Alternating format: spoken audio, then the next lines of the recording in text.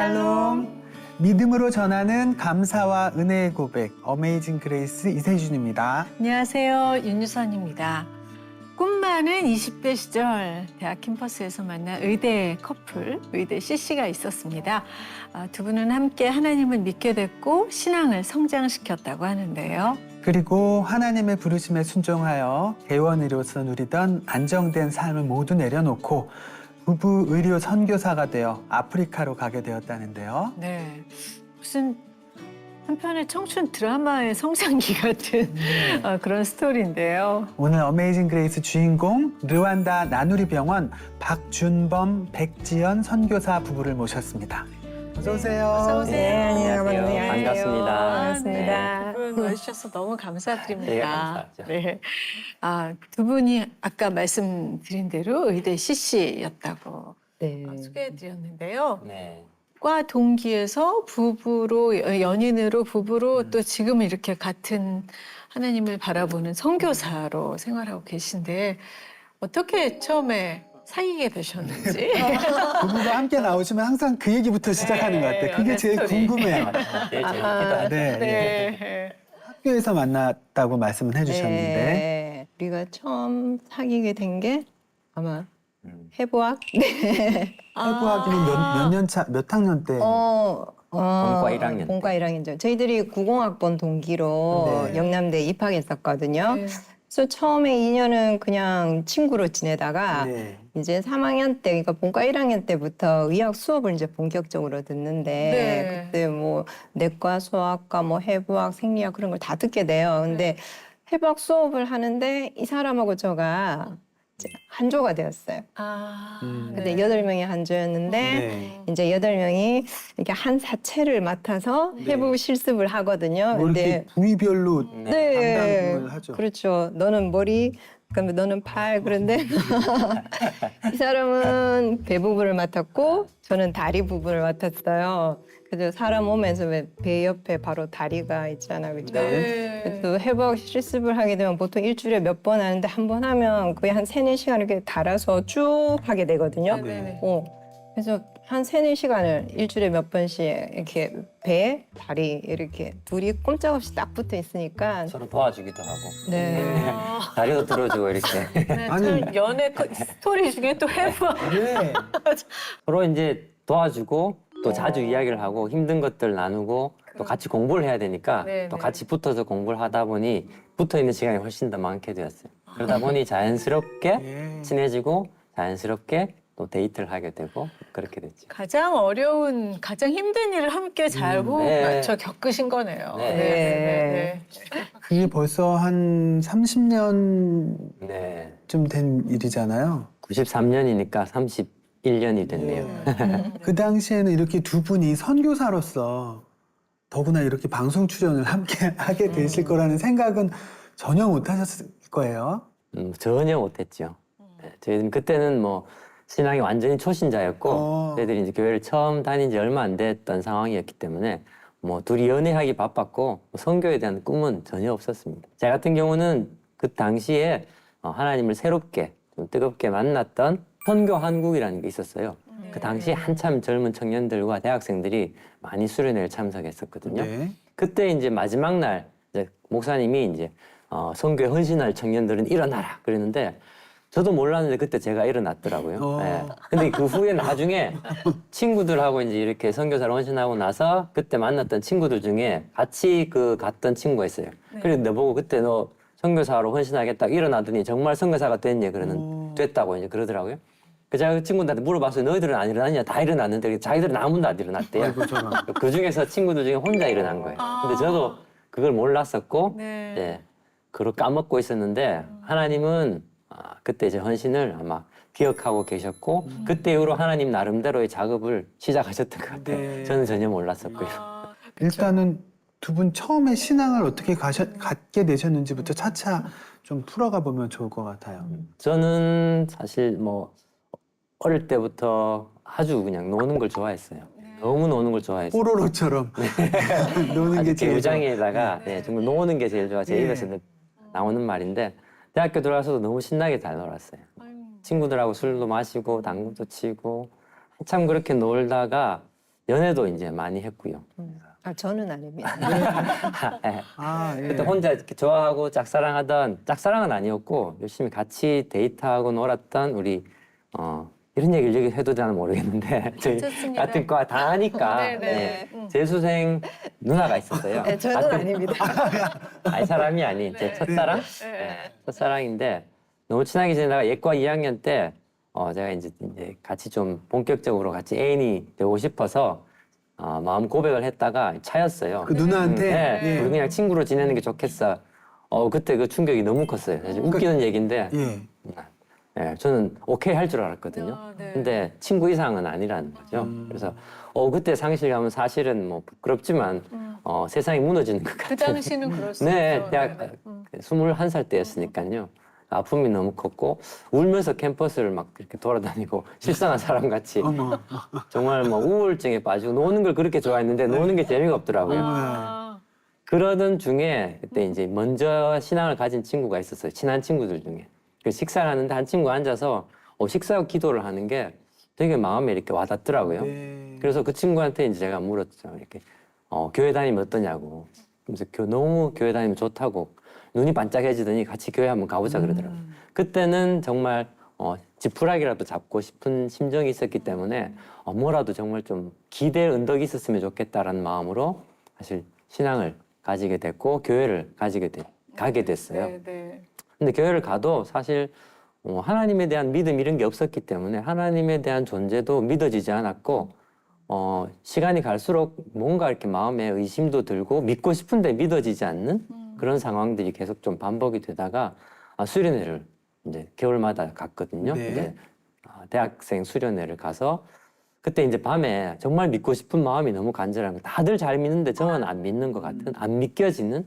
그래서 이제 기도를 하는데 한참을 하나님 믿게 해달라고 기도를 하는 중에 그날 수업 시간에 목사님이 로마서 강해를 했어요. 토기장의 비유 가운데. 네. 네가 감히 어찌 나를 반문하느냐. 또 지은 받은 물건이 어찌 지은 자에 대해서 나를 이렇게 지었냐라고 이야기할 수 있겠느냐라는 그 토기장의 비유에 그 말씀이 사실 기도하면서 떠오르는데 그 순간 제가 깨달은 건 하나님이라는 존재는 우리가 내 머리로 이해할 수 있는, 이해하고 믿을 수 있는 존재가 아니라는, 난 뭔가를 이해를 하고 싶었고 그런 마음이 컸었는데 하나님이라는 존재 자체는 그냥 인정하는 거다라는 생각이 들더라고요. 그래서 하나님 절대적인 존재는 우리가 알 수 있는 존재가 아니라는 그 차원이 다른 존재에 대한 인식이 내 마음 가운데 그 짧은 기도 순간에 딱 생기니까 하나님은 하나님이시구나. 그냥 인정하면 되겠구나. 그렇게 생각을 하는 순간 성경 말씀이나 그 다음부터 수업을 듣는 내내 굉장히 쉽게 하나님 말씀이 들려지더라고요. 네. 그러면서 사실 아까 말했다시피 굉장히 초신자였지만 나름 굉장히 뜨겁게 신앙생활을 시작하게 됐습니다. 네. 네. 네. 네. 혹시 그 울면서 캠퍼스를 막 배회하던 그 모습을 혹시 기억하시나요? 본 적 있으세요? 네, 어차피 뭐 같은 과니까 네, 네. 모든 역사를 다 알기 때문에 그러고도 받아줬죠. 제가 좀 안타깝게 생각했어요. 좀 안 됐다 네, 좀 안 생각하신 거예요? 됐다. 아니 연애는 또 하면 될 건데. 여기서 깊이 들어갈 얘기는 아닌데 그 누나는 그냥 썸만 타다가 지금으로 따지면 네. 왜 그러셨을까요? 저도 궁금해요. 왜 그랬을까요? 이번에 만났을 때 물어볼 많이 걸. 지금도 인연이 이어지는 아니, 네, 그럼요. 저 선배님. 지금 수원에서 대원에 있어요. 이름을 밝히고 싶죠. 아니. 여기까지 하겠습니다. 네. 근데 그게 아마 네, 별로 하나님께서- 실패한 경험이 없으셔서 더 힘드셨을 것 같은 생각이 또. 하나님께서 저를 부르시려고 네. 사용하신 게 아닌가 맞아요. 감사하고 있어요. 네, 그 누나한테. 네. 상대적으로 나는 깨끗하다, 난 아니다 계속 말씀하셨는데 예. 어떤 일이 그래도 아무 일도 없진 않으셨을 것 같은데. 아니요. 저는 그냥 그렇죠. 본과 1학년 때 이제 보고 해박 실습하면서 참 괜찮은 사람이구나. 좋아지기 시작해가지고 사귀어 보고 싶다는 생각을 했어요. 네. 그런데 이 사람이 교회를 가지 않으면 사귀지 않겠다고 얘기를 하는 거예요. 그때 굉장히 뜨거웠었거든요. 네, 네. 그래서 할 수 없이 저는 그럼 연애를 하기 위해서는 교회를 가야 되겠다. 그래서 이제 저는 그때부터 교회를 나갔었고요. 원래는 원래는 저는 저희 집은 원래 불교 집안이었어요. 네, 네, 그래서 제 이름이 절에도 올라가 있고 음. 한 번씩 절에 가서 스님도 뵙고 절밥도 하고 있었는데 일단 연애를 해야지만 되니까 그래서 이제 네, 네, 네. 아니, 연애를 하려면 네. 교회를 가야 되겠다. 보통 그게 남녀가 이렇게 바뀐 맞아. 상황이 많은데 근데 의대 다니는 여자들은 여자가 아니라고 다들 보기 때문에 그 정도는 아니고. 네, 네. 근데 그러다가 믿음이 생기신 건가요? 근데 처음에는 조금 힘들었었어요. 저는 분명한 목적을 가지고 교회를 갔는데 연애를 하기 위해서 갔는데 네. 그때 당시에 제가 나갔던 대본교회 청년부가 굉장히 뜨거웠었거든요. 그래서 나랑 다른 목적으로 다들 이렇게 모여 있더라고요. 그래서 그래도 뭐 나름 성실하게 이제 근면하게 성공적인 연애를 하기 위해서 교회를 다니다가 결혼하고 난 뒤에도 이제 그게 몸에 배이니까 네. 또 계속 교회 다니게 되더라고요. 네. 그래서 겉으로는 교회 열심히 다니고 하지만 뭔가 이렇게 꾸준하게 뜨겁지 않은 네. 그냥 꾸준하게 미지근하고 내가 믿는지 안 믿는지 옆에 있는 친구들도 헷갈리고 한 번씩 나도 헷갈리는 그런 애매한 신앙생활을 좀 한동안 했었던 것 같습니다. 네, 네. 아무리 뭐 연인이고 나중에 부부가 됐다고 해도 자신만의 그 신앙의 스텝이 또 다 다르잖아요. 그거를 이제 억지로 맞추려다 보면 되게 힘들기도 하는데 그래도 우리 선교사님도 하나님을 인격적으로 마주하게 된 그런 계기가 있었을 것 같아요. 한 거의 15년 아마 그렇게 교회를 그냥 다녔던 것 같아요. 겉으로 봐서는 굉장히 열심히 다녔었거든요. 네, 네. 성실하게. 그죠, 성실하잖아요. 성실하고 네. 근면하고 책임감 있게 공부하듯이. 그렇죠, 공부하듯이 네.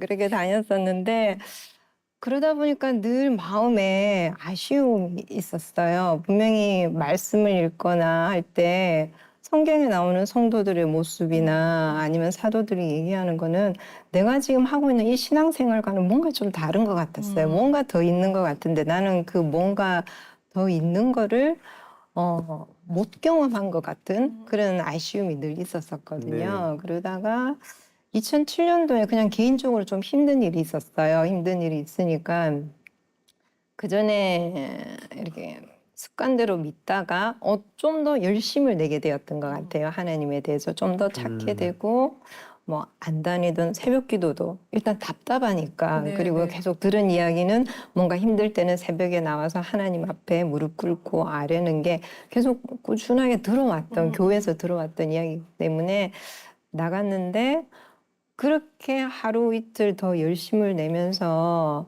하나님께서 그냥 저를 만나 주신 것 같아요. 어느 날 이 사람 같이 하루 아침에 뭔가 특별한 사건은 없었지만 굉장히 자연스럽게 어느 날 그냥 갑자기 네. 깨닫게 된 것 같아요. 하나님이 살아계시는구나.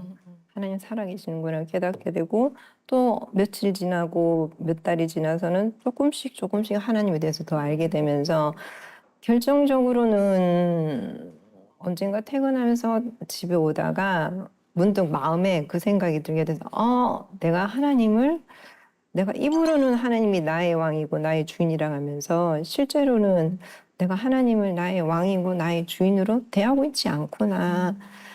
입으로는 하나님이 정말 소중합니다라고 얘기하지만 사실 내한테 정말 소중한 거는 지금 내 남편, 내 가족, 내가 하는 일 사실 여기에 내가 가장 소중하게 생각하고 있구나. 그거를 딱 깨닫게 되면서 내가 하나님을 이렇게 대하고 있었구나. 이 사실이 지금 굉장히 충격적이었어요. 거의 15년, 20년 가까이 내가 말로 하고 있는 하나님에 대한 나의 관점과 내가 실제로 하나님을 대하고 있는 게 너무나 차이가 있었고 그리고 그걸 못 느끼고 있었다는 게 이게 아마 신앙이 깊어지게 된 큰 계기였던 것 같습니다. 네, 네, 네.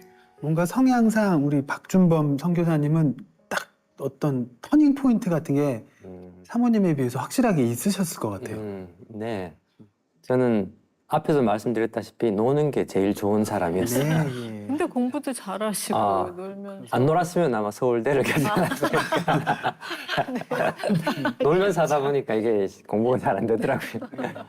이제 처음 신앙생활을 뜨겁게 했는데 그때는 정말 대학생 때 정말 막 뜨거운 신앙, 옆에 사람들 다 불에 데일 만큼 이 사람한테도 계속 강요를 했어요. 너 구원에 대한 확신이 있어야 된다고. 이래 교회 다니면 안 된다고 막 압박을 주고 그렇게 저는 뜨겁게 신앙생활을 했었는데 이게 사실 인턴과 레지던트, 군의관 시절을 이제 겪게 되면 사회생활을 하게 되잖아요. 학교에서는 뭐 혼자 조절하면 되는데 이제 선배들을 만나고 교수님들을 만나고 또 군대에 가서 상사들을 만날 때는 확실히 이게 내가 처신을 하기가 힘들더라고요. 네. 술을 거부하기도 힘들고 네. 모임을 안 나갈 수도 없고 그렇게 조금씩 신앙이 이제 흐트러지고 또 세상의 맛을 다시 보게 되면서 2001년에 군의관을 가고 2003년에 4년에 군의관 제대를 하는 그 한 7, 8년인가요? 한 그 정도의 시간 동안 제 신앙이 거의 무너져 내렸던 것 같아요.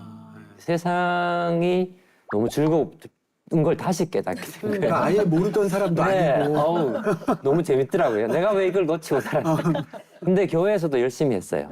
아주 신앙 좋은, 믿음 좋은 그런 가면을 쓴 아주 위선적인 그런 하나님 앞에 예배도 잘 드리고 교회 봉사도 열심히 하고 또 세상 속에서는 또 열심히 사람들 만나고 모임 가고 그리고 세상의 문화 가운데 조금씩 젖어들게 되니까 어떤 일이 생기냐 하면 세상의 죄가 별로 죄스럽지 않게 느껴지더라고요. 네. 세상에 물들면 세상에 있는 가치관들, 돈에 대한 가치관, 좋은 차 사고 좋은 집을 얻고 성공하고 이런 어떤 그 가치관 자체가 별로 죄로 여겨지지 않아요. 너무 편안해요. 그러다 보니까 이제 자연스럽게 세상과 하나님의 그 둘 사이에 양다리를 이렇게 걸치고 그냥 이렇게 쩔뚝쩔뚝 걸어가는 그런 인생이었는데 저한테는 그게 너무 자연스럽더라고요. 불편하지 않았어요. 그러다 보니까 이제 이 사람하고의 좀 충돌이 자세히 얘기는 안 했는데 2001년에 제 아버님이 이제 일찍 돌아가셨거든요. 어머님이 그러고는 마음이 굉장히 무너지면서 약간 정신적으로 힘드셨어요. 네. 그러다 보니까 고부 간의 갈등이 상당히 심해졌죠.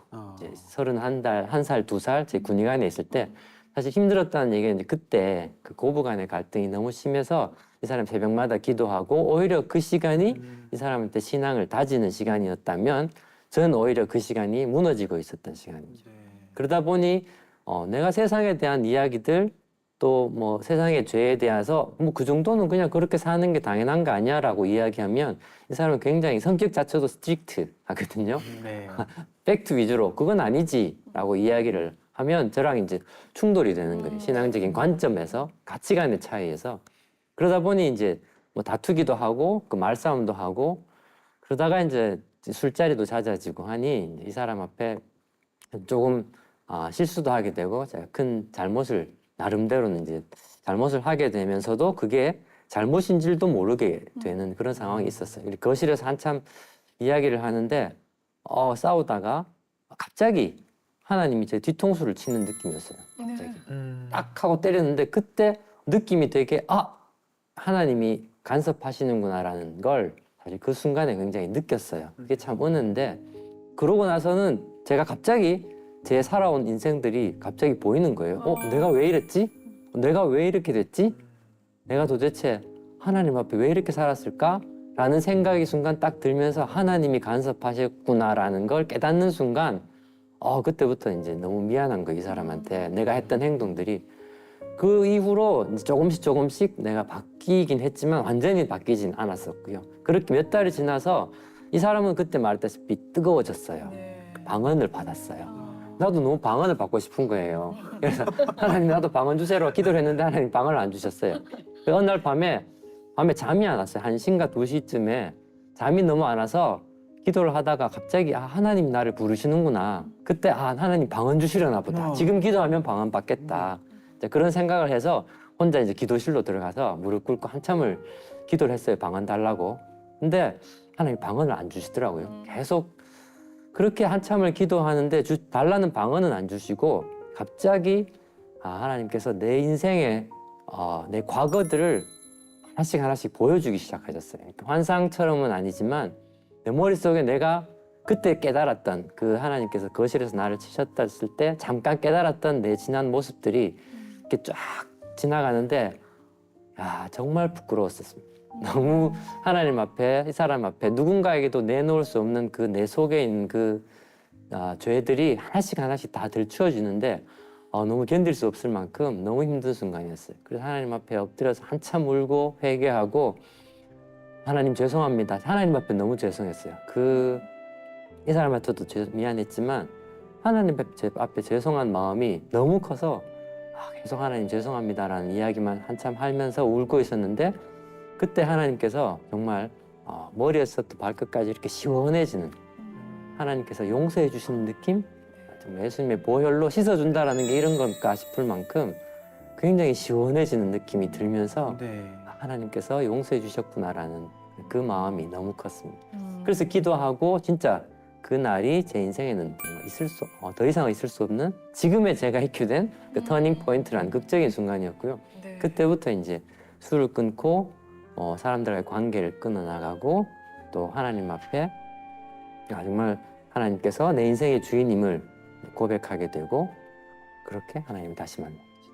네, 그렇게 은혜를 받고 하나님이 만나 주셨다고 해서 다 선교사로 나가는 건 아니잖아요. 네. 예.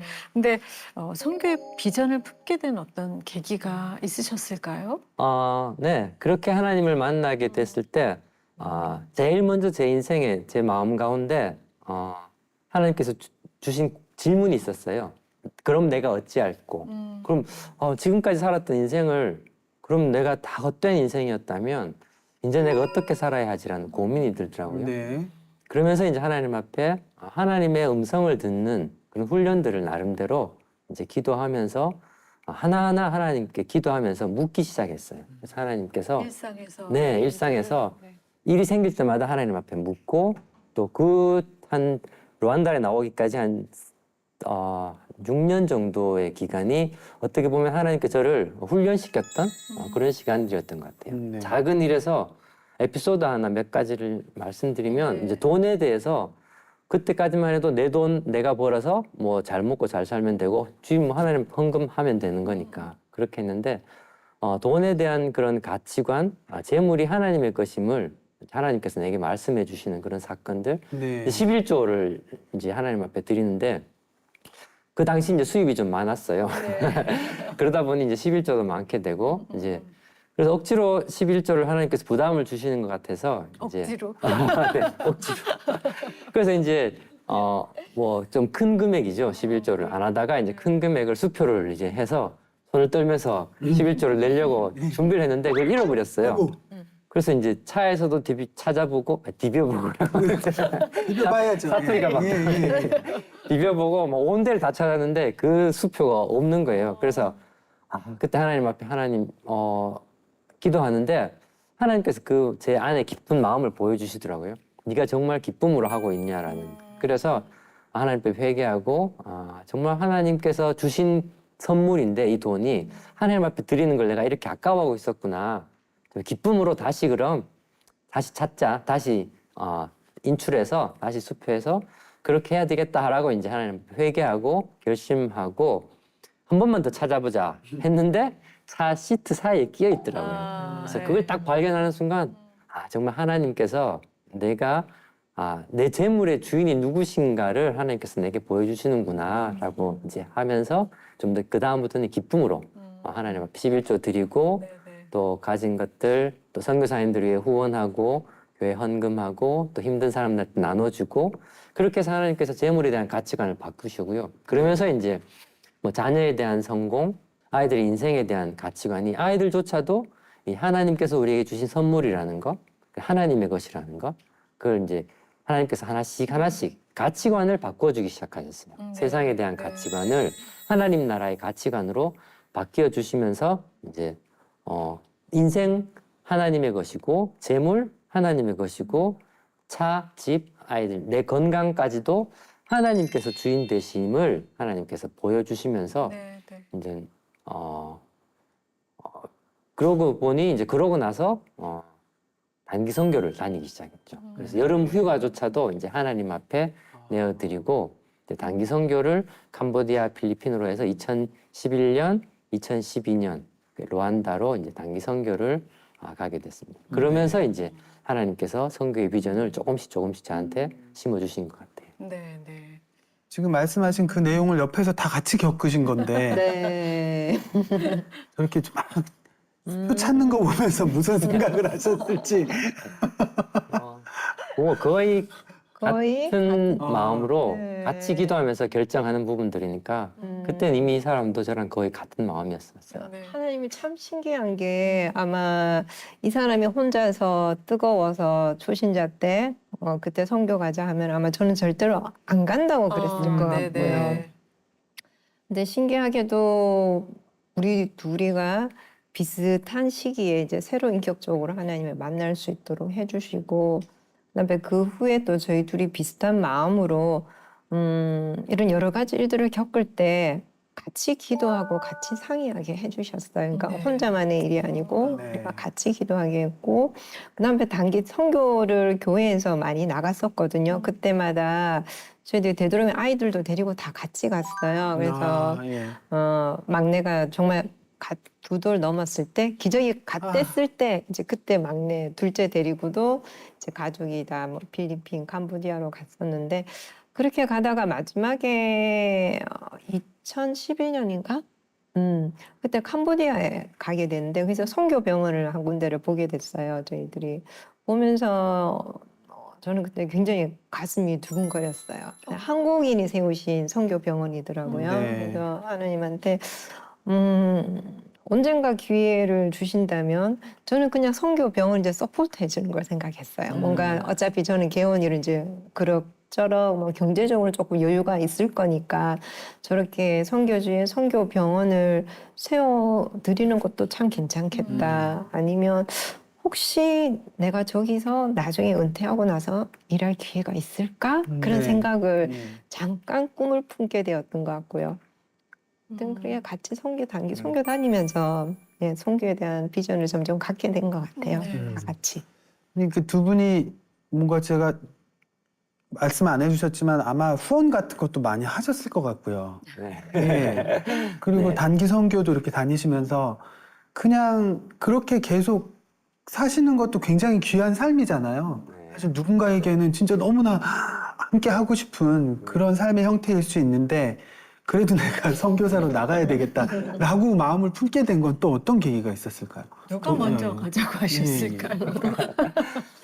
말씀하셨다시피 이제 돈도 잘 벌고 후원 금액도 크고 네. 그 당시에 이제 제가 좀 큰 돈으로 후원했던 선교사님이 지금 우리 루안다에 함께 있는 이상훈 우리 선임 선교사예요. 네. 우리 학교 선배기도 하고 교회 선배이기도 한 이상훈 선교사님이 지금 루안다에 있고 그렇게 해서 가게 되는데 우스갯소리를 그렇게 얘기해요. 네가 이게 후원했으면 더 많이 이제 루안다 선교 후원했을 때 네가 선교사로 나오는 바람에 내 후원금 끊겼다고.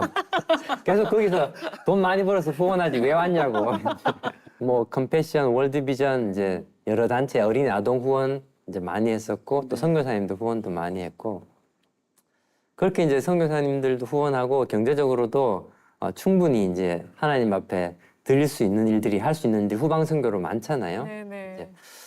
11년도에 캄보디아 단기 선교를 다녀오고 2012년에 저희들이 그 조금 전에 말씀드린 이상훈 선교사님 계신 루안다에 단기 선교를 갔어요.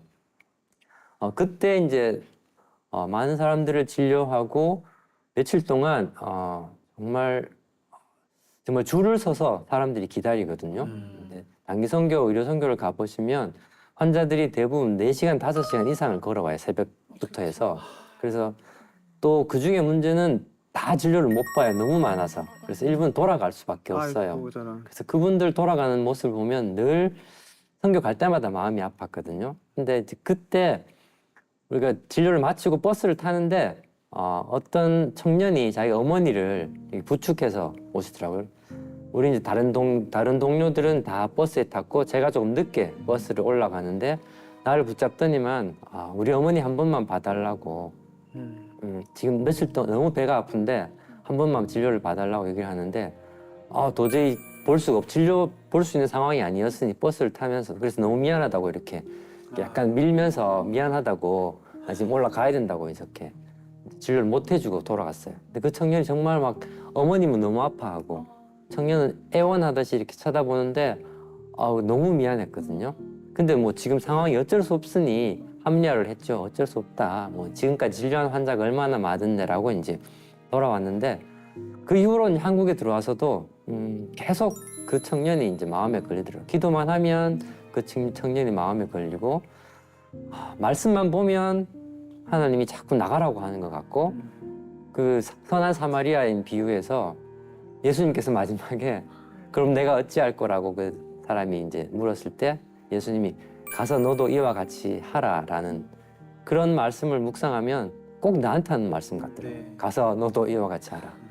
아, 그럼 하나님 내가 지금 갈 수 있는 상황이 아니잖아요. 그리고 내가 지금 이렇게 더 많은 후원금도 하고 후방 선교를 해서 더 효율적인 선교를 하고 있는데 내가 한 사람 나가면 오히려 하나님 선교에 더 손해가 아닌가요? 라고 따지기도 하고 예, 특히나 이상훈 선교사님은 굉장히 그러니까요. 아직도 섭섭해 하시네요. 한참 그렇게 이제 뭐 반박하듯이 아이 그건 아닌데요. 4대 독자거든요. 어머니 모셨죠. 뭐 애들 중학교 2학년, 초등학교 4학년 개원한 지 이제 5년째, 7년째 이 사람 이제 개원한 지 1년 차, 3년 차. 사실 떠날 수 없는 조건들이 너무 많고 이미 뭐 후원하고 있는 것들도 너무 많고 이걸 다 후원을 끊어야 되는 상황이니까 그것도 큰 부담인 네. 거죠. 예. 기도를 하는데 하나님이 그러시더라고요. 막 그런 마음을 주시더라고요. 내가 너한테 원하는 건 이런 후원이 아니라 네 방식이 아니라 내가 하는 말에 대한 순종을 나는 네가 했으면 좋겠다. 내가 원하는 건 순종이다라는 그 말씀을 주시는데 아유 그 말씀을 듣는 순간 그 마음이 오는 순간 더 이상은 참 반박하기가 힘들더라고요. 그래 이런 방법이 아니라 하나님께서 나를 원하시는 거면 나가야지라고 이제 그때부터 본격적으로 이제 고민을 하고 이 사람하고도 계속 이제 의논을 했어요. 야 하나님께서 이런 부담을 주시고 이 사람도 마찬가지 루안다 선교 다녀온 후에 하나님이 개인적으로 똑같은 부담을 주신 거예요. 이제 때가 되었다라는 거 조금 이따가 얘기하겠지만 근데 이제 아무리 의논을 해도 지금 이제 놓아야 될 게 너무 많은 거예요 현실적으로. 그리고 의논해서는 해결이 안 될 것 같아서 각자 그럼 각자 하나님 앞에 진짜 응답받자 하나님께서 우리를 보내시는 거면 어떻게든 마음에 확신을 주시겠지라고 이제 각자 개인적으로 더 이상 의논하지 말고 기도만 하자. 그렇게 해서 이제 7월 달인가 장기 선교를 갔다 오고 한 내년 그 다음 해 2013년 1월까지 계속 이제 기도만 했어요. 네. 그래서 어느 날 진료실 점심을 먹고 점심 시간에 진료실 침대에서 이제 좀 기도를 하는데 이제 그런 똑같은 반박을 했어요. 하나님, 내가 지금 나갈 수 있는 상황이 아니잖아요. 참 하나님 앞에 따지듯이 이제 얘기를 하고 조용히 하나님 앞에 이제 기다리고 있는데 글쎄 하나님 그런 마음을 주시는 것 같아요. 네가 정말 나를 사랑하느냐고. 하나님 제가 베드로는 아니지만 하나님 사랑하는 거 하나님 아시잖아요. 라고 이제 그렇게 얘기를 했는데 네가 정말 나를 사랑한다면 네 인생의 그 짧은 2년이라도 나한테 온전히 나한테 줄 수는 없겠니라는 그런 마음을 주시는 거예요. 근데 앞에 온전히 나한테 줄 수 있겠니라는 그 마음보다 2년이라는 하나님 제가 도저히 결정을 못 하고 있으니까 하나님 이 정도로 협의. 네 하나님께서 약간 이렇게 후크라 그러죠 이렇게 고리에 딱 걸어서 2년만 그러니까 갑자기 굳이 장기 선교를 안 해도 하나님께서 이렇게 마음을 주시면 2년 정도는 애들 어학연수도 시킬 수 있고 가서 영어도 배울 수 있고 2년 누구한테 맡겨놓으면 되겠다라는 생각이 딱 드는데 어쨌거나 일단 그럼 가보자. 하나님이 분명히 마음은 있는데 내가 결정을 못하니까 일단 한번 가보라고 말씀하시는 보다라고 이제 생각을 했어요. 그래서 일종의 사인이고 일종의 응답이구나라고 생각을 하고 오케이 나는 그럼 결정했다라고 생각을 했는데 이제 똑같은 마음을 주셔야지만 가능하잖아요. 네. 그러니까 이제 이 사람의 의중이 좀 궁금한 거예요. 그래서 그날 저녁에 눈치만 계속 봤어요. 밥 먹으면서 눈치를 보면서 얘기를 해야 되나 말아야 되나 내가 먼저 얘기를 꺼내면 또 부담 가질 것 같고 예.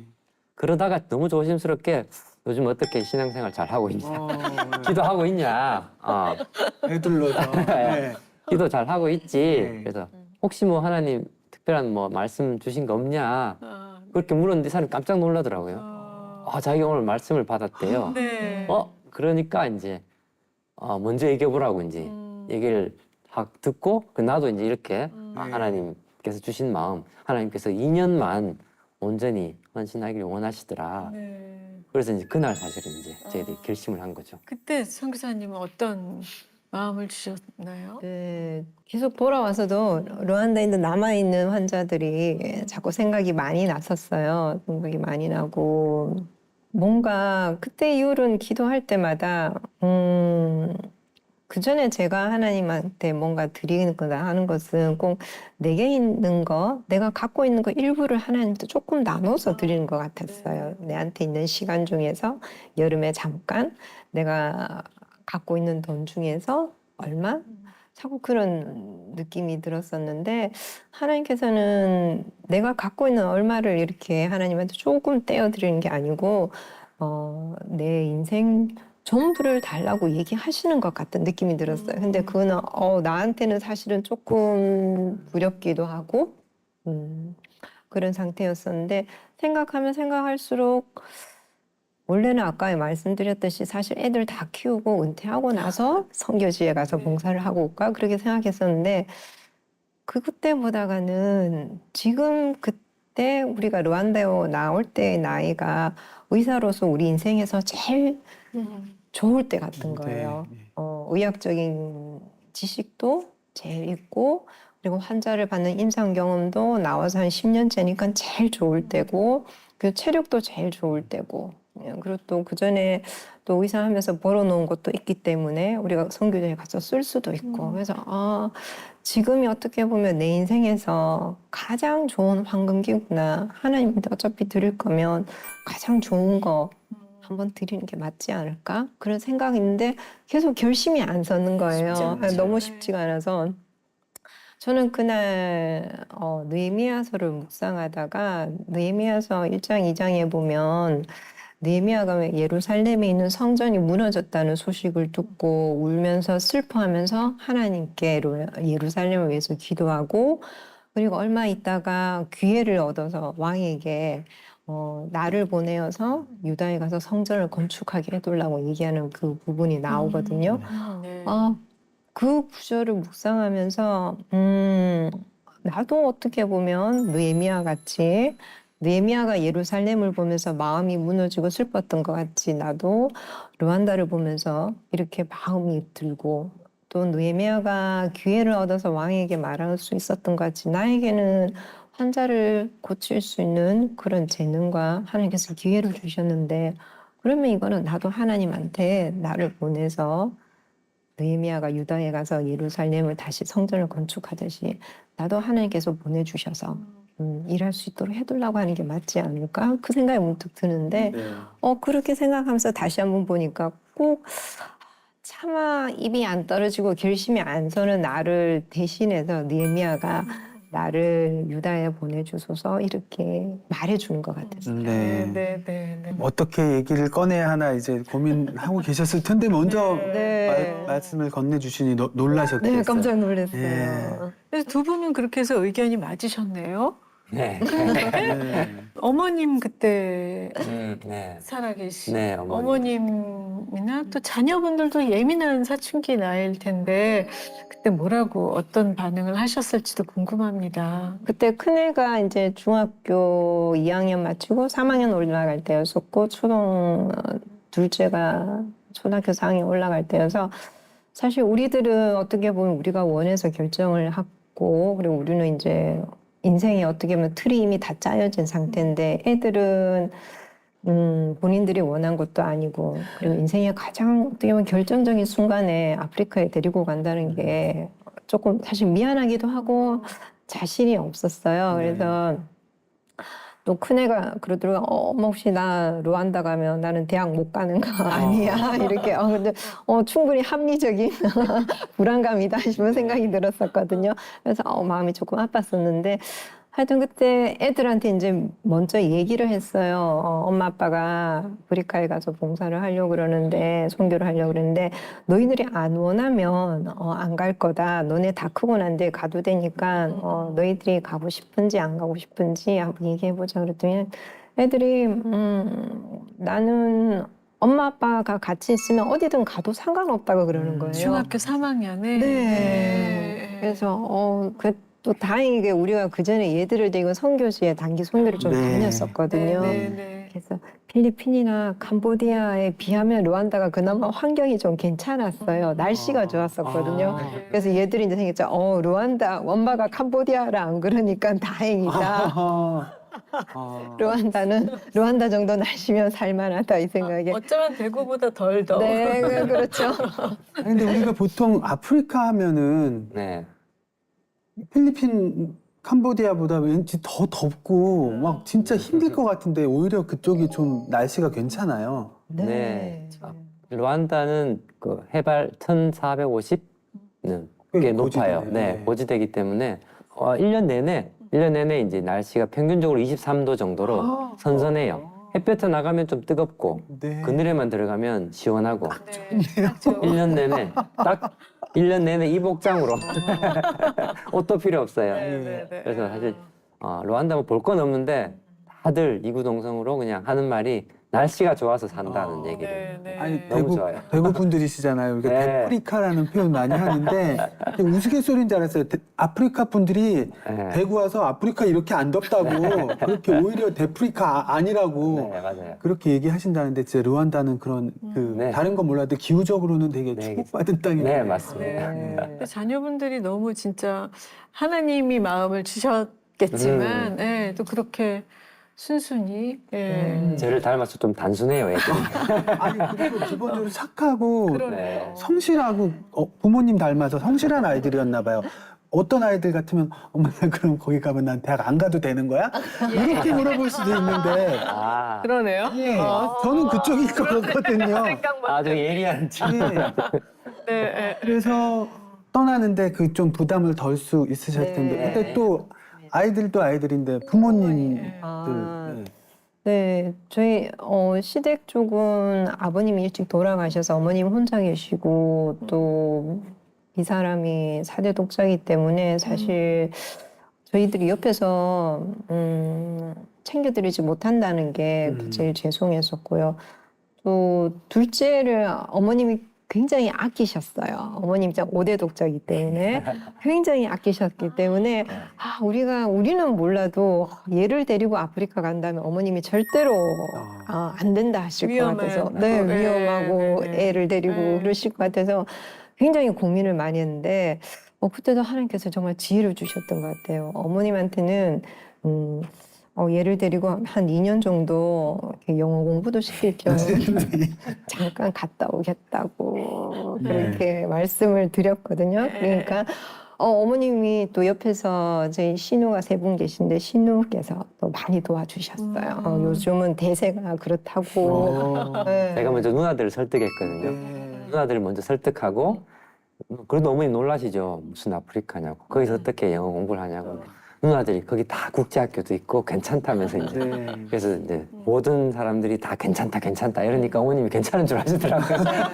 그래서 어머님한테는 일단은 그냥 애들 교육상 가는 거고 우리 이제 시간이 있으니까 잠깐 환자를 잠깐 보는 거고 저희 부모님은 또 어머님하고는 이제 약간 다른 쪽이셔서 또 저희 부모님은 도덕적이고 뭔가 옳은 일을 하는 것에 큰 가치를 두시는 분들이신데 두 분은 또 교회를 안 다니셨어요. 불교 집안이시죠. 네, 그렇기 때문에 또 이걸 선교사로 나가는 걸 어떻게 말을 하나 하다가 부모님한테는 그렇게 말씀드렸어요. 저희가 우리 인생에서 한 1, 2년이라도 정말 남을 도와주는 의미 있는 일을 하고 오고 싶다고 이렇게 말씀을 드렸거든요.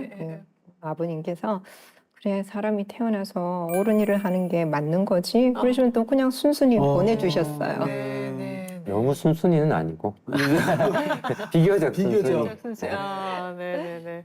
그리고 부모님께서는 하나님을 만나셨나요? 네, 작년부터 교회 다녔어요. 아 진짜요? 작년부터 오랜 기도 제목이 하나님께서 네. 드디어 응답해 주셔서 작년부터 교회를 같이 대본교회를 나가고 있어요.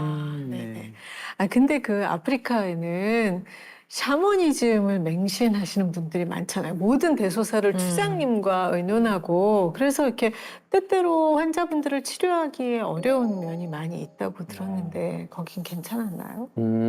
루안다는 사실 뭐 아주 오래 샤머니즘이라고 얘기하기보다는 트레디셔널이라고 해서 이제 뭐 그냥 민간요법으로 그런 치료를 많이 해요.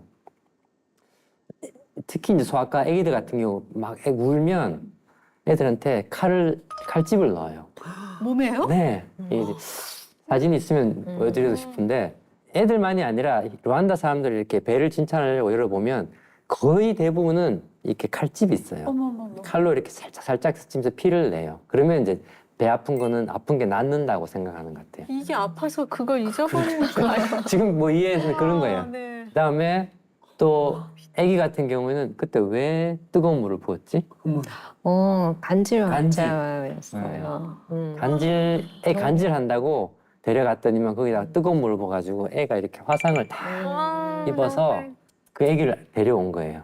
이제 샤머니즘 뭐 형태보다는 그런 트레디셔널이 너무 많은데 대부분은 상처를 주는 거예요. 상처를 주면서 뭔가를 낫게 한다라는 그것 때문에 더 병이 악화돼서 사실 그쵸. 병원에 오는데 보고 싶으면 정말 답답하고 네. 안타깝고 왜 화가 이런 나네요, 막. 네. 어른들은 그래도 좀 덜한데 아기들한테 그렇게 해서 데려오면 사실 이 사람 같은 경우는 굉장히 화를 많이 내요. 네, 화 날만한 감염도 되고 막. 네, 그렇대. 감염 환자도 많고요. 에이즈도 그렇고 특히 화상 같은 게 뜨거운 물을 부으면 웬일이야.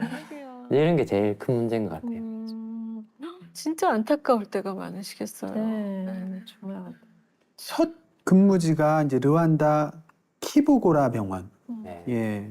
두 분 역시 그 최신식 한국 병원을 떠나서 굉장히 뭔가 상대적으로 시설적으로나 뭐 환자의 의식까지도 부족한 것이 많은 현지 병원 환경에 적응하시느라고 고생 많이 하셨을 것 같아요. 처음에 키보고라 병원에 갔을 때 그 병원이 그래도 역사가 꽤 있는 병원이었었거든요. 미국의 선교사님이 지으셔서 한 40년 전에 지으셔가지고 지금은 그 병원이 좀 커져서 이제 국립병원으로 네.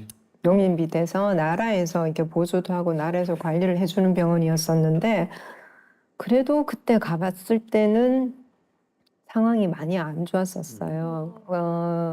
키보고라 병원 같은 경우에는 우리나라로 치면 강원도 내에서 가장 큰, 가장 좋은 병원이거든요. 네. 국립병원으로.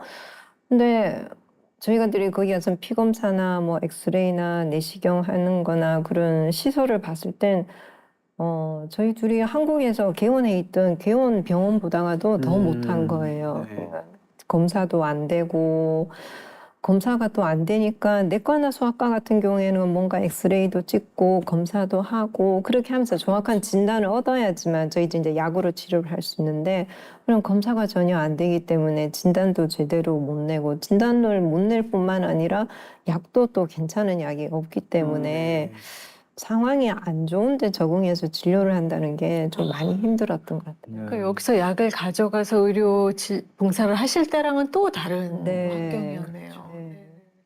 우리나라 한 70년대 초반 뭐 이럴 때랑 비교하면 거의 될까요? 한 5, 60년대. 5, 60년대. 그 당시만 해도 네, 한 5, 그때는 한 60년대. 5, 60년대였죠. 저희들이 처음 갔을 때는. 그런 일들을 난관을 어떻게 해결을 하셨을까요? 그 적응할 수밖에 없었죠.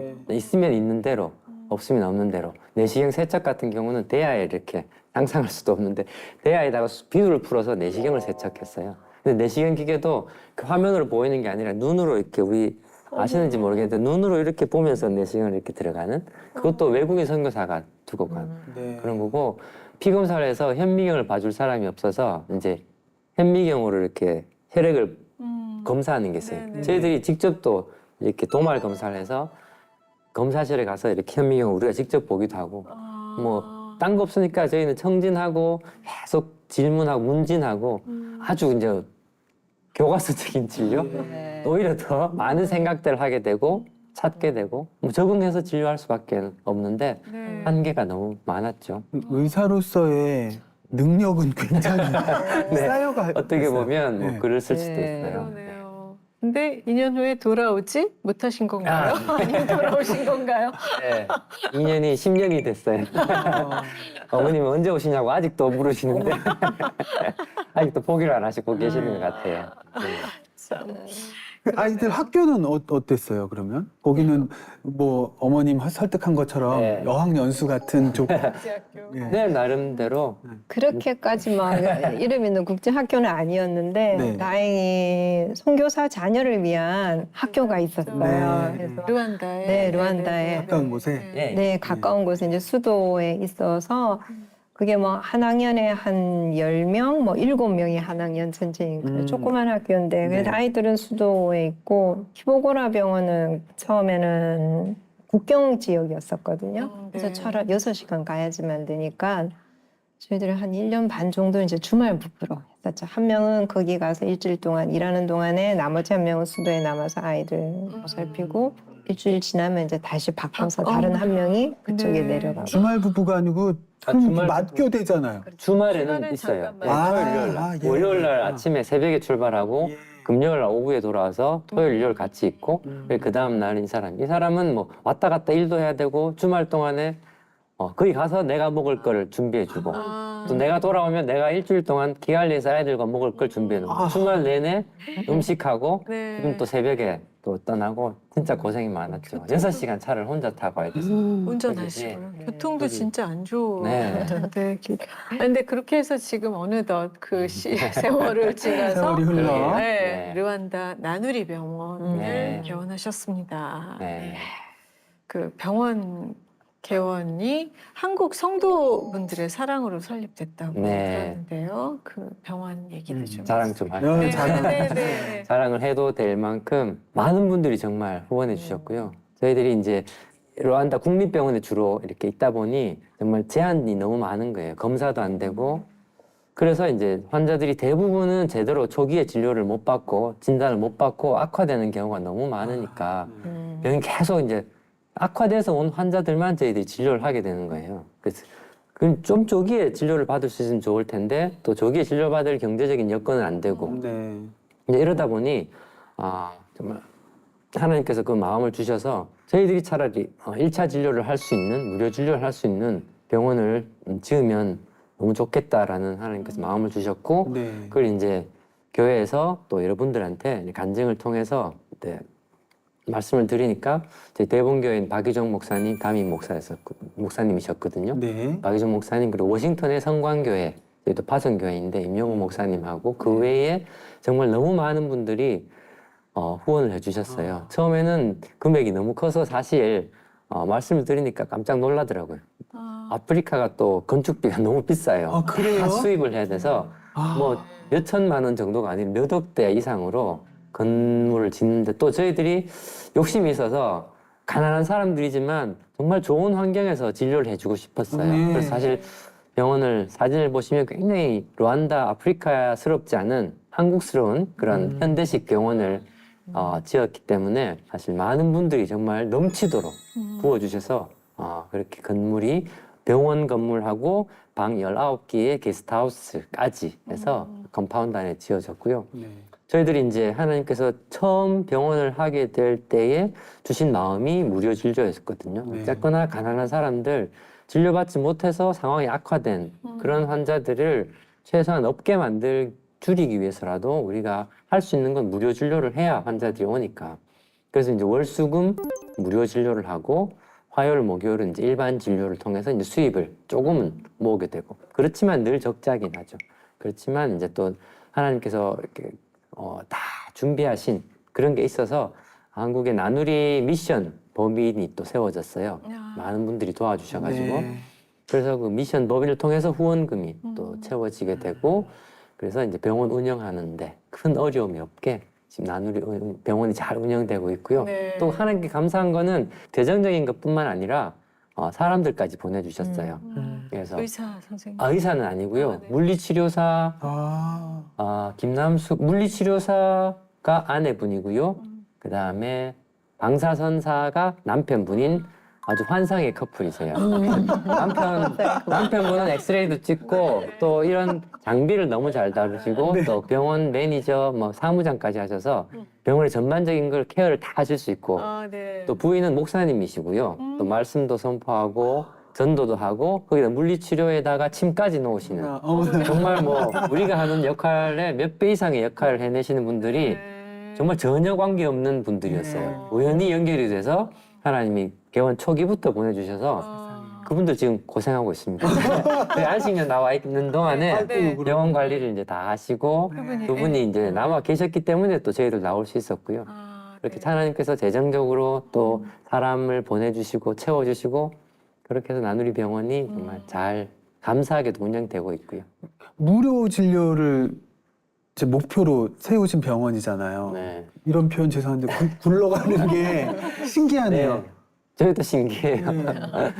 적자가 있는데 정말 그래도 정말 하나님께서 채워주셔요. 예. 그리고 또 적자 폭은 조금씩 줄어들고 있어요. 화요일, 목요일 일반 진료를 하잖아요. 아, 예. 예, 저희 내시경, 위 내시경, 대장 내시경을 루안다에서 하는 데가 몇 군데 없어요. 네. 자랑 같지만. 네. 그래서 대장 내시경을 하니까 또 환자들이 소문을 듣고 많이 오고요. 그다음에 물리치료가 또 루안다에 잘 없어요. 여기도 물리치료 환자들이 되게 많지만 효과가 좋잖아요. 네. 또 침을 놓기 때문에 반응 예. 그 굉장히 좋아요. 그래서 물리치료로도 많이 소문이 났고요. 네. 그래서 뭐 운영이 어느 정도는 될 만큼 네 일반 환자들도 많이 와요. 아니 아프면 상처 내고 막 물 붓고 이러던 이런 치료를 받다가 네. 내시경 네. 검사를 받고 침도 맞고 이러시니 네, 이제 가난한 사람들도 다 그렇게 침 치료해 주니까 네. 사실 굉장히 만족도가 높고요. 네. 근데 사실 그때도 돌아가는 환자분들이 많았는데 단기로 오셨을 때도 지금은 또 그래도 네. 환자분들이 잘 알고 돌아가지 않고 기다려서 네. 진료 받으실 수 있나요?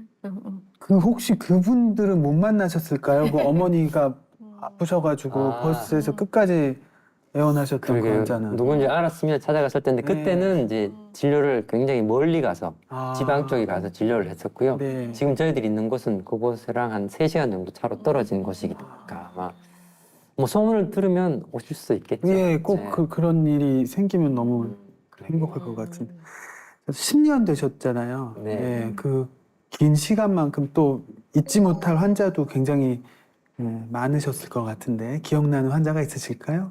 저 같은 경우에는 수학과도 여러 명이 있었지만 한 15살 정도 된 여자아이였었는데 다리에 조그만 상처로 이제 그냥 시작했었거든요. 근데 그거를 치료를 못 받으니까 계속 곪고 덧나고 하면서 7년 동안 치료를 못 받았었더라고요.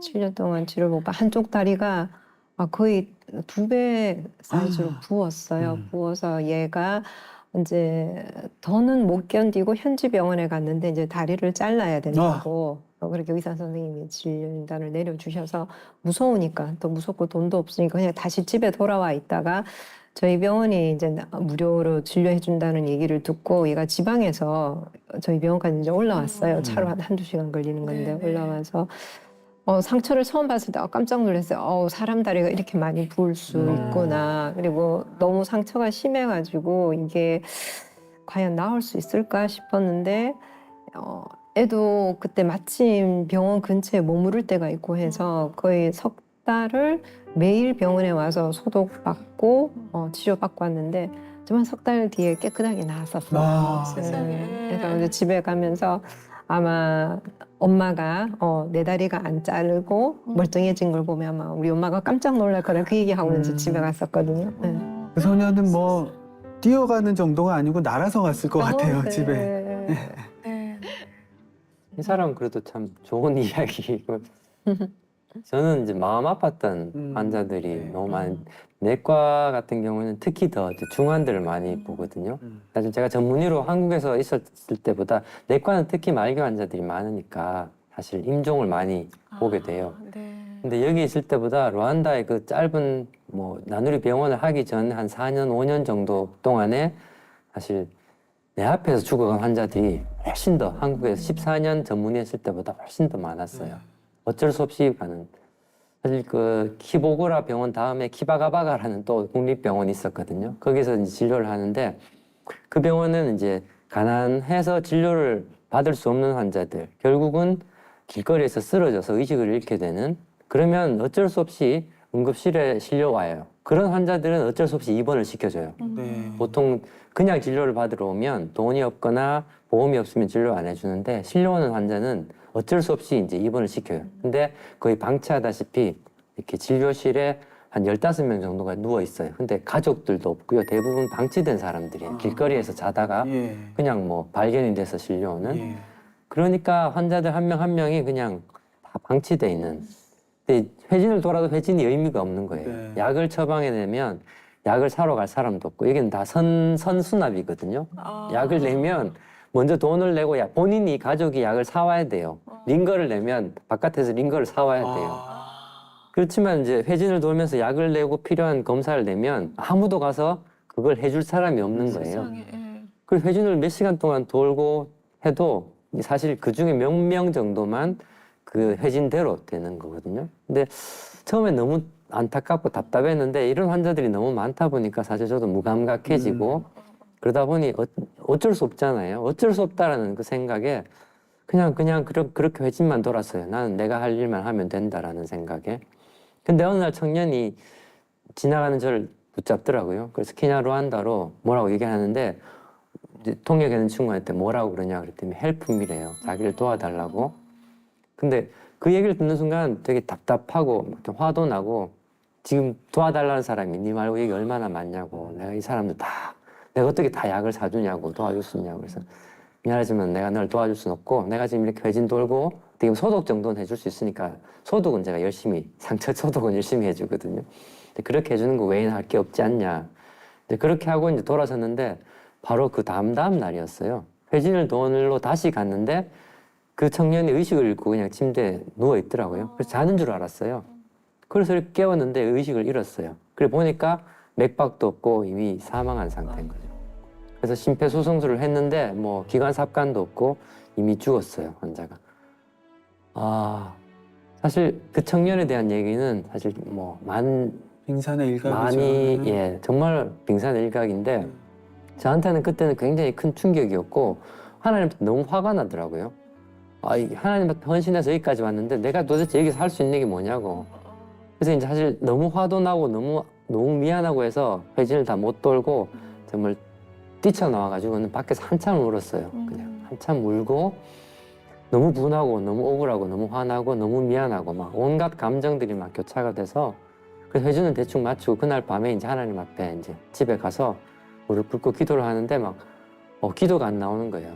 너무 마음이 안 좋고 힘들고 이제 내가 뭐라도 조금이라도 도와줬으면 빵이라도 하나 사줬으면 이렇게 미안하진 않았을 텐데 그 손을 부르친 게 너무 미안하고 또 이런 상황에 나를 그냥 두신 하나님이 너무 원망스럽고 도대체 내가 여기서 뭘 할 수 있냐고 하나님 앞에 한참을 이제 울면서 항변하듯이 기도를 하는데 하나님 그런 마음을 주시더라고요. 그래서 내가 널 거기 보낸 거 아니냐고. 네 할 수 있는 만큼만 하라고. 네 팔을 벌려서 네가 품을 수 있는 만큼만 너는 품어주면 된다. 그 얘기를 하나님께서 하시는데 그 말씀, 그 마음 듣는 순간에 되게 마음이 편안했어요. 그리고 뭔가 하나 깨달아진 게 내가 지금까지 모든 환자들 다 도울 수는 없지만 내가 도울 수 있는 만큼은 도울 수 있었을 텐데라는 생각이 그제서야 들더라고요. 그래서 사실 그때 이제 이 사람하고 얘기하고 우리가 얘기해서 그때부터 이제 병실에 들어가서 약보다 더 필요한 게 빵이에요. 밥이에요. 이 사람들은 밥을 못 먹어서 힘든 거지 약이 없어서 힘든 게 아니더라고요. 그래서 그날 회진 돌고 여기 필요한 사람 다 손들죠. 그러면 점심 때 저희들 나가서 빵이랑 음료수랑 사서 그 병실에 다 점심을 줘요. 점심 주고 근데 약은 또 저희들이 이제 한국에서 받아온 약들 아침 회진 돌고 필요한 약 챙겨서 집에 가서 약 챙겨서 이제 다시 와요. 오후 회진 돌 때 이제 그 약을 나눠주죠. 뭐 그렇게 해도 그날 밤에 약이 필요해서 갔는데 그날 밤에 또 죽은 환자도 있고요. 그럼 또 나와서 또 울고 회진 돌고 울고 회진 돌고 울고. 근데 나누리 병원 하기 전에 그렇게 해서 사실 하나님께서 이래서는 안 되겠다. 뭔가 근본적인 대책이 있어야 되겠다라고 생각해서 사실 나누리 병원도 생각하게 됐고 의료진료까지 생각하게 된 거죠.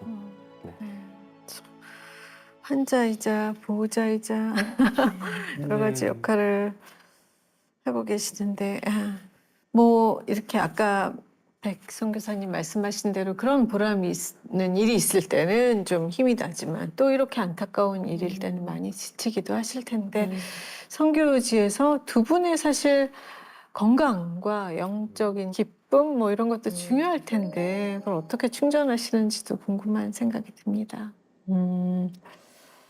선교지에 가서는 사실은 제가 한국에 있을 때는 뭐 취미 생활을 나름 했었었거든요. 클래식 기타를 쳤었어요. 아, 네. 그래서 앙상블 연주회도 하고 했었었는데 루안다에 가고 나니까 정말 시간이 없더라고요. 그러시겠어요. 일단 병원에 가서 환자 봐야 되고 집에 돌아오면은 일단 애들 어디 맡길 데가 없으니까 또 내가 애들을 돌봐줘야지만 되고 얘들도 어떻게 보면 뭔가 보살핌이 필요한 나이고 갑자기 선교지에 뚝 떨어진 아이들이기 때문에 얘들도 약간 당황했는 상황이어서 네. 얘들도 보살펴줘야 되고 그리고 또 일단 먹을 것도 챙겨야지만 되고 그러다 뭐 말씀도 봐야지만 되고 기도도 해야지만 되고 뭔가 내가 또 영적으로 살아나야지만 여기서 살아갈 수가 있으니까 사실 저는 아무래도 또 엄마기 때문에 또 아내기 때문에 집안일을 챙겨줘야 되니까 저는 따로 취미 활동이 없네요. 그래서 아마 안식년에 예, 조금 예. 회복을 하고 갈까 싶습니다. 취미 활동이 있으셔도 말씀을 못할 분위기인데 네, 그러게요. 괜찮으시겠어요? 혼자서 잘 놀고 있어서요. 뽀로로의 성향을 타고나신 분이셔가지고. 글쎄요. 네. 욕구가 많으실 것 같은데. 전 테니스를 이제 워낙 좋아해서요. 아. 한국에서 사실 테니스를 많이 쳤고요. 눈치 보면서 그때도 이제 쳤고 또 하나님께서 테니스를 내려놓으라고 말씀하실 때가 제 인생에서 제일 힘들었던. 내려놓으라고 말씀하셨어요? 이제 하나님께서 하나씩 내려놓기 이제 선교 훈련을 시키셨잖아요. 근데 그 중에 마지막이 테니스였어요. 제가 집착하고 있었던. 네, 뭐 이런 얘기해서 그런데 웃기는데 예. 웃기게도 테니스를 내려놓는 게 제일 힘들었어요. 근데 아무튼 뭐 저는 아이들에 대해서는 쉽게 내려가요. 이거는 선교사님께 맡기시고. 네, 뭐. 르완다에서는 한 번도 못 치셨어요? 아니요. 루안다도 테니스 코트 있고요. 예. 그래서 즐겁게 하나님 안에서 누리면서 테니스를. 네. 결국 안 놓으셨네요? 네. 예. 하나님께서 네. 이제 집착하지 말라 그러셨지 놓으라 그러시진 않으요 아, 합리화일 수도 있는데 그냥 가볍게. 네, 가볍게 가볍게. 자주 치고 있는. 지금 그래서 고산지대에서 숨도 안 차고 아주 그냥 재밌는 거 할 때는 숨도 안 차잖아요. 맞습니다. 아니 그 있으셔야죠. 사실 사실 네 그래서 늘 권하고 있어요. 있으셔야 같이 하시면 좋겠어요. 같이 좀 테니스도 했으면 좋겠고 예. 같이 취미 활동도 하고 영적으로는 이제 같이 묵상하고 사람 주로 기도하면서 그게 취미 활동이에요. 얘기를 안 하는데 자주 말씀 보고 계속 기도하면서 이겨내고 있고요. 저는 테니스로 이겨내고 있고요. 테니스 라켓이랑 기타랑 생긴 것도 약간 비슷하잖아요. 예, 그렇게 어떻게 앙상블을 이루시면 좋을 것 같은데. 근데 진짜 그러네. 이제 자녀분들도 성장했으니까, 네, 백성 교사님에게 즐거움도 좀 하나님이 허락해 주시니까. 네, 허락해 주시리라고 믿습니다. 근데 오시니까, 안식년 오시니까 어떠세요? 네, 좋기도 좋고 바쁘기도 바쁜 오히려 더 바쁜 것 같은. 네. 그래서 뭐 많이 쉬고 있죠. 네, 그렇죠. 회복되고 있고 네. 좋아요. 언제까지 계시는 거예요? 내년 4월쯤에. 내년 4월. 의료 사역만으로도 엄청 바쁘신데 그 한인 선교 사회를 구성하셨다는 얘기도 들려요. 참 부지런하십니다. 구성한 건 아니에요. 이게 오해가 있으실까봐. 예. 네네.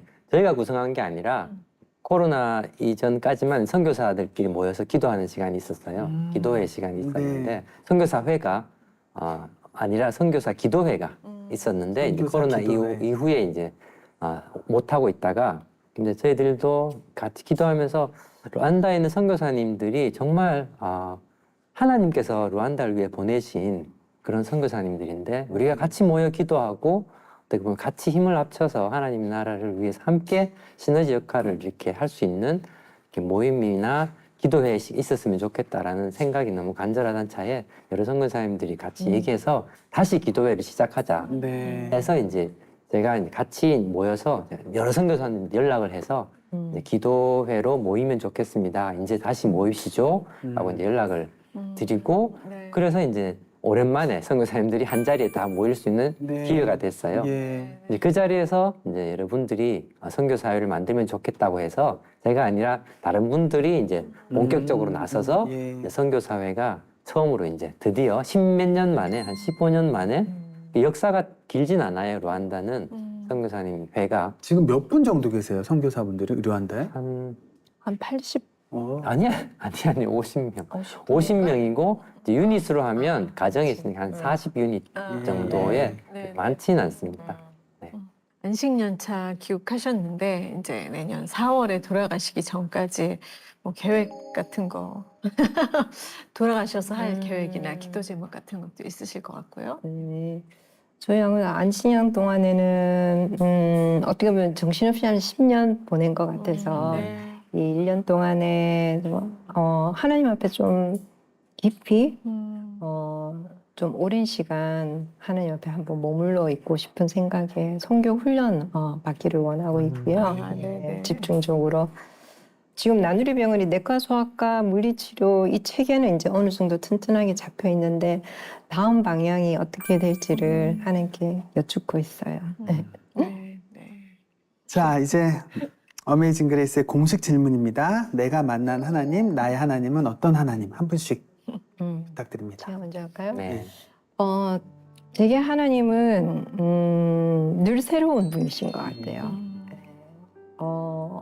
처음에는 나의 왕이신 하나님으로 깨달아졌는데 그 다음번에는 정말 섬세하신 하나님으로 깨달아질 때도 있고 어떨 때는 정말 사랑의 하나님으로 깨달아질 때도 있고 어떨 때는 제가 원하는 대로 안 됐어도 그럼에도 불구하고 하나님은 정말 옳으신 분이다 이렇게 깨달음을 주실 때도 있고 맞아요. 네. 그래서 저한테 하나님은 늘 새로운 분이어서 새로운 하나님. 네, 지금도 하나님께 목이 마른 네. 네. 저는 그 질문을 들으면서 제일 먼저 떠오르는 대답이 처절한 사랑의 하나님이었어요. 식상할 수도 있겠지만 사랑의 하나님인데 그 사랑이 저한테는 굉장히 처절하게 느껴졌어요. 2008년 1월 그 밤에 하나님을 새롭게 만났을 때 내가 하나님 앞에 너무 죄송하다는 마음이 너무 컸거든요. 근데 그 죄송한 마음에 그 죄송함이 어떻게 보면 하나님은 굉장히 일방적인 사랑을 계속 저한테 보여주신 것 같아요. 저희 모두에게. 그때 어떻게 보면 십자가에서 예수님이 외치신 그 엘리 엘리 라마 사박다니라는 그 나의 하나님 어찌하여 나를 버리셨나이까라는 그 예수님의 외침은 어찌 보면 그게 하나님 본인의 외침이잖아요. 하나님께서 우리를 위해서 친히 하나님께서 달리신 그 십자가죠. 우리의 죄가 너무 커서 내 죄가 너무 커서 하나님께서 본인을 십자가에 못 박으신 저한테는 그날 만난 하나님은 그런 하나님이셨어요. 내 죄를 그냥 용서하신 게 아니라 본인이 내 모든 죄값을 대신 치르시고 달리셔서 예수님과의 완전한 영적인 분리가 될 만큼 그 고통 가운데 임하셨던 예수님의 그 아픔이 곧 하나님 아버지 동일한 마음의 아픔일 거고 그래서 저한테는 하나님의 사랑이 굉장히 처절하게 느껴졌어요. 그래서 제가 고백하는 하나님은 정말 처절한 사랑을 우리에게 보여주시는 그런 하나님이시고 정말 그 은혜가 너무 커서 하루하루 살아가는 힘이 되는 것 같아요. 네. 누가복음의 저자인 누가는 바울의 동역자이자 의사였는데요. 신학자들은 아마도 누가가 바울의 건강을 살피고 당시 의료 혜택을 받지 못하는 대중들에게 의료 선교를 했을 거라고도 합니다.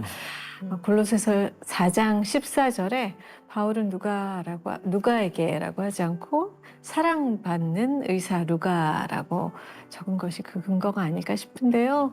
오늘 이렇게 두 분 뵈면서 두 분은 현지인들에게 그리고 모 교회의 성도님들께 그리고 하나님께 사랑받는 의사라는 생각을 해봅니다. 네.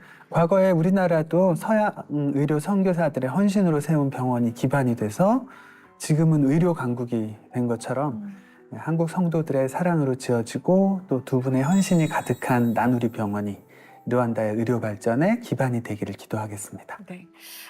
이제 노래로 드리는 네. 위로와 축복의 시간, 이세준의 선물 시간인데요. 네. 오늘 어떤 찬송 듣고 싶어, 찬양 듣고 싶어 하셨는지 궁금합니다. 르완다에서 최신 찬양을 듣고 계시더라고요. 예. 네. 그래서 네. 모든 걸음 대신에 예. 사실 이제 두 곡을 선택해 주셨는데 어떤 곡이 좋을까 생각을 많이 하다가 예, 두 분의 지금 오늘 이 말씀을 듣고 걸음걸음 하나를 다 알고 인도해 주신 하나님의 은혜가 너무나 크다라는 생각. 예, 그래서 너무나 잘 어울리는 찬양인 것 같아서 준비를 해봤습니다. 네. 네. 기대가 됩니다. 네. 오늘 이렇게 귀한 간증 나눠주셔서 너무 감사드리고요. 어메이징 그레이스 여기까지 함께하겠습니다. 고맙습니다.